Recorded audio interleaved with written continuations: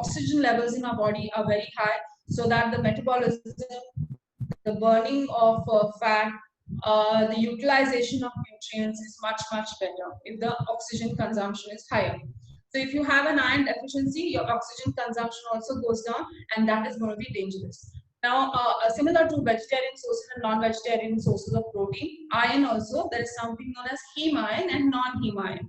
So, heme iron basically comes from the non-vegetarian sources like your egg, poultry. These are the main sources, and organ meats are something which are going to have a high heme iron content. The non-heme will be present in the vegetarian sources. Which are the vegetarian sources? Essentially, we have certain leafy vegetables like spinach, lettuce, broccoli, green peas, spring onions, black-eyed peas, chickpeas, nuts, and seeds. These are high sources of vegetarian protein. Okay, sorry, vegetarian iron. Okay. Now, as I told you, non-vegetarian sources are better absorbed as compared to the vegetarian sources. Okay, but all said and done, even if you're a vegetarian or a non-vegetarian, what is essential for your iron absorption in the body is that you have to have good amount of vitamin C in the diet. Okay. Now, what is vitamin C? Vitamin C is anything that is present in the sour fruits. Okay, so your lemon, which you're squeezing on your subsies, or probably a glass of lemon water after your meals, or having citrus fruits like pineapple, oranges, sweet lime in the day. That is all something which is vitamin C rich. Okay, amla. Then having 1 tablespoon of amla first thing in the morning. These are very small things which you can incorporate in the diet, not very difficult, not really going out of your way, but that is going to help in your iron absorption. A lot of time people are cooking in iron kadhais, but you need to be extremely careful about it because iron available in these elemental forms is going to harm the body if the iron vessel that you're using for cooking is not cleaned properly. Okay? So you need to be extremely careful when you're cooking in the iron vessels. So even if you're able to manage taking sources of iron from the food, you can manage to make up to the iron extent or the iron content. One very good source of iron is RE seeds, which is known as garden iron. You can think about consuming that in some form or the other. The next thing we move on to is colored fruits and vegetables. Like this sounds very mundane. It sounds, probably, okay, we know like we have to consume fruits and vegetables, but you have to consume fruits and vegetables. Very, very essential, okay? The reason being, the color of the fruits and vegetables, okay? That is, the purple color, the red color, the green color. These colors have got something which is known as phytochemicals. Now, phytochemicals are antioxidants which help to fight infections. Okay, so that is why it is very, very important that you have to consume fruits and vegetables in the day. Again and again and again, I would again and again keep on talking about the importance of colored fruits and vegetables. They are a must. Now, how many you should be consuming in the day? We consider as a thumb rule 5 servings of fruits and vegetables in the day. Okay, so how does that go? You can consume one fruit anytime in the day you want, any colored fruit. It need not be like ये नहीं खाना है क्योंकि इसमें ज़्यादा calories है. No, you can consume any one fruit in the day. It could mean even a muskmelon, a watermelon. Rotate the fruits. You can have an apple, pear, banana, chiku. You can have all these fruits. Have more of a variety. So one fruit in the day is essential.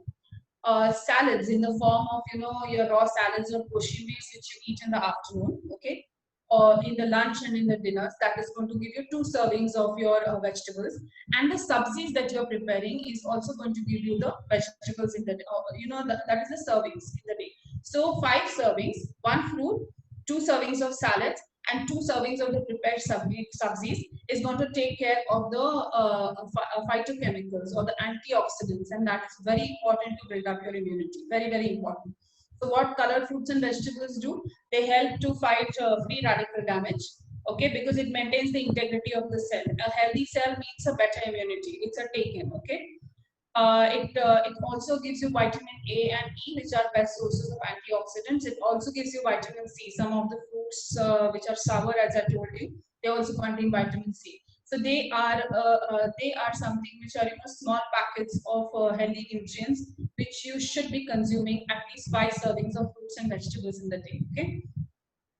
Then we move on to certain foods in the diet. If you make it a point to consume every day, you are going to build up your immunity over a period of time. Okay.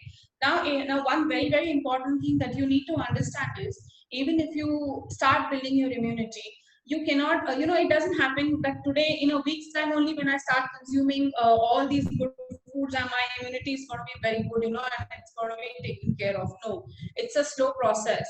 You have to work towards it. So you are building your immunity, and adding these foods and removing the other junk foods out of your diet is going to help you to improve your immunity over a period of time. Okay.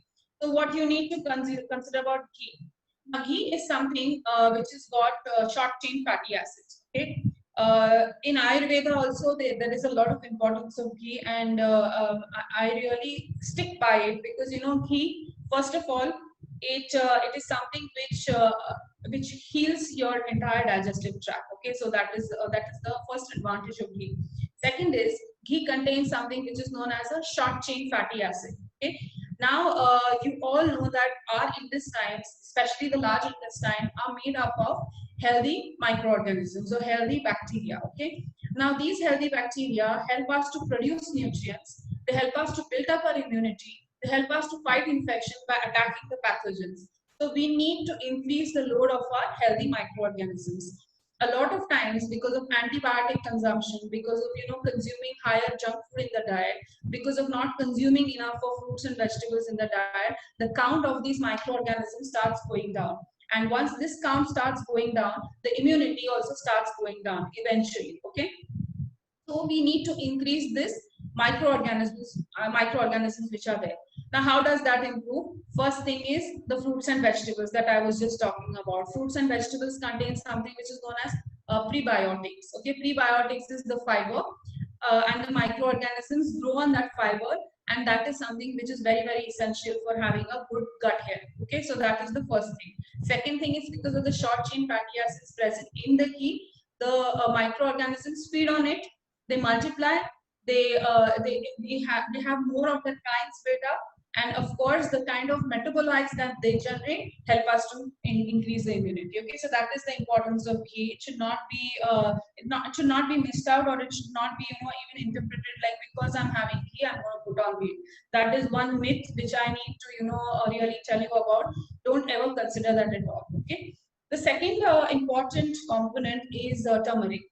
Now, turmeric is available in our day-to-day cooking. Okay, but if you see that there are different, if you must have observed any time, there are different colors of turmeric which are present. Okay, so you will find a turmeric which is slightly bright yellow in color, a second turmeric which is deep yellow in color. Okay, so I specifically am talking about this deep yellow color, because the antiseptic properties of turmeric are all dependent upon something which is known as curcumin. Okay, the deep yellow color of a turmeric powder is something that is going to so the curcumin level in this deep yellow color is going to be much higher as compared to the light yellow color. So looking for the deep yellow color. Now, where will you get these?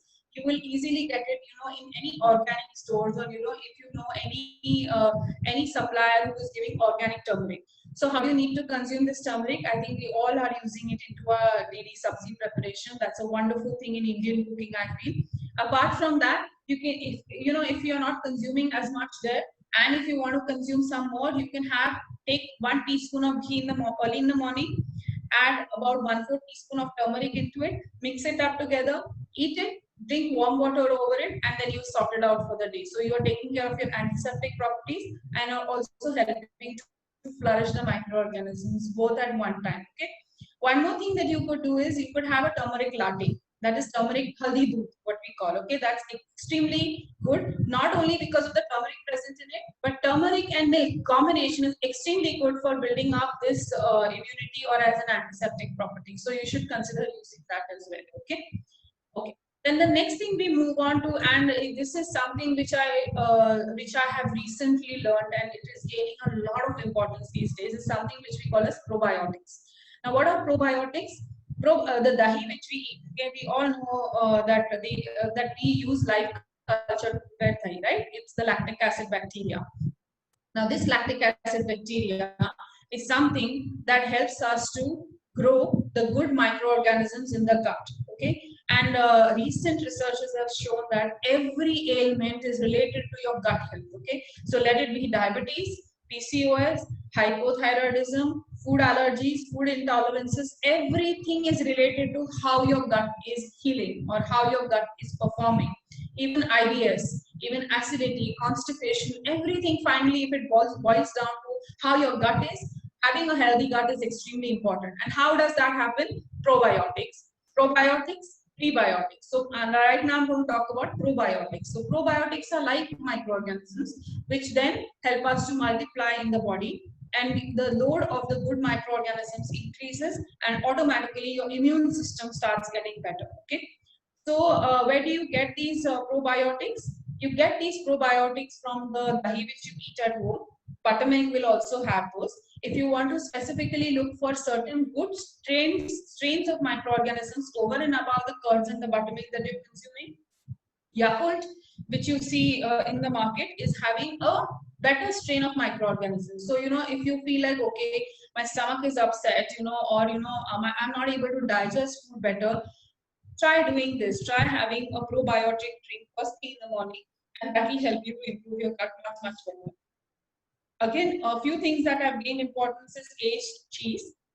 Apple cider vinegar is something again which helps you to increase the functions as a probiotic. And pickles, okay? When I talk about pickles, I'm not talking about the Indian pickles over here. Okay? I'm talking about pickles like sauerkraut, okay? If you must have heard of, it's a cabbage pickle. It's an ancient Japanese and Chinese way of making pickles, and these are having live microorganisms present. So then there is sauerkraut, which is there, okay? Tempeh, which is there, which is like fermented soya bean curd. This is also having a very high amount of probiotics present in it. Miso paste, that is also going to have a high amount of probiotics present in it. So these are all the things which you should slowly start consuming in the diet. And best way is to see that you're having either one bowl of curd definitely in the day, or one glass of buttermilk in the day for sure. And again, try to have a homemade buttermilk and a homemade curd, because you're sure of the quality of culture that is going. Okay, so probiotics is very, very essential. Once your gut is healed, your immunity is high, your body is going to fight all the infections, and you are also going to stay away from metabolic disorders over a long period of time. Now, exercise, I think you all must be knowing exercise is very, very essential. Okay, now exercise is essential because it helps in boosting us the immune system. How does it do that? Basically, sweat removes all the toxins that are generated from the body. I'm sure you all must be knowing this. It increases the oxygen uptake. I've spoken enough about why oxygen uptake is essential, so that the immune system starts getting better. It reduces the stress hormone cortisol. Okay. Now, what is the relation between cortisol and immunity? What happens is, a lot of times when we are stressed, any form of stress, okay, it could be an office stress, or it could be some physical kind of a stress. There is a lot of emotional kind of a stress. There is a lot of stress hormone cortisol which is generated. Now, cortisol, because of the higher generation of that, starts compromising on the immune system. So it is seen in a lot of times when people are, when there is cases of depression, or if there are cases of probably you have not been keeping very well, like or you've been over exercising for some or the other reason, you might just start feeling a little feverish here and there, or start having a body ache here and there, or start having a runny nose and a cold. This all indicates that your cortisol levels are really increasing. So you need to get down these cortisol levels. So as I was just saying, you would say, abhi to bol rahi hai ki exercise karna chahiye, and now she's saying too much of exercise. So you need to strike a balance. That's very, very important. Okay, too much of exercise, compromises on the immunity. Good amount of exercise helps in boosting the immunity. So how much should this exercise be, which we call as a good exercise? Anything which is going to be minimum of 20 to 30 minutes every day. Okay. Now, what is the kind of exercise that you should be doing? Very, very important. There are, according to me, see, of course, cardio, there will be different things, like there'll be running, skipping, cycling, etc. But that is what we call as an aerobic activity. So cardio is an aerobic activity, weight training is an anaerobic activity, and yoga has a different charm by itself. Okay. So if you consider a cardio activity, cardio, weight training, and yoga should be done in rotation in a week. Okay. Now, how is that possible? When I talk about